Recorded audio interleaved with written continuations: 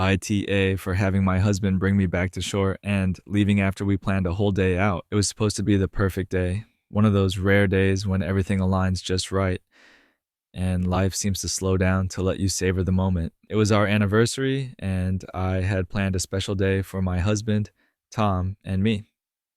We were going to spend the entire day out on the water, sailing on the lake we had first visited on our honeymoon. It was a tradition we cherished, a symbol of our shared love for adventure and each other. The day started off beautifully. The weather was perfect, clear skies, a gentle breeze, and the kind of warmth that makes you feel like you're wrapped in a cozy blanket. We set out early, just as the sun was rising, eager to make the most of the day. I had packed a picnic basket with all Tom's favorite foods, fresh fruits, cheeses, and pastries, and a bottle of wine to celebrate. As we sailed, we reminisced about the early days of our relationship. We laughed about our first sail together, when Tom had accidentally tangled the ropes and nearly capsized the boat. Those were the moments that reminded us why we fell in love.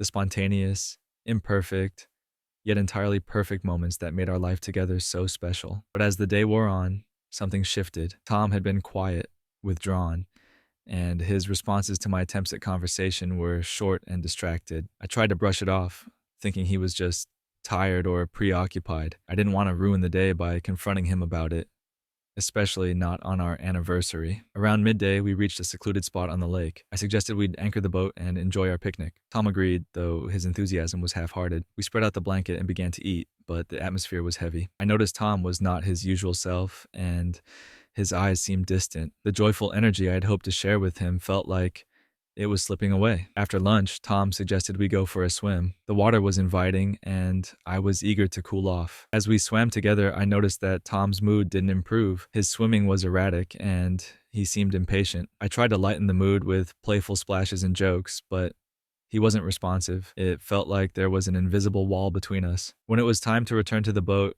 Tom's demeanor took a sharp turn. He was curt and irritable, snapping at me when I accidentally splashed water onto him. I felt a pang of hurt, but decided not to escalate things. I wanted to salvage the day, so I suggested we head back to shore and maybe talk things out. Tom's reaction was swift and surprising. He sighed heavily and said, "If you want to go back, let's just go." There was no warmth in his voice, no trace of the man who had promised to cherish these moments with me. We packed up in silence, and Tom navigated the boat back to shore with an urgency that made me uncomfortable. The sail that was supposed to be a romantic journey felt like a forced march. When we reached the dock, Tom helped me off the boat, but barely looked at me. He said, "I'm done for the day.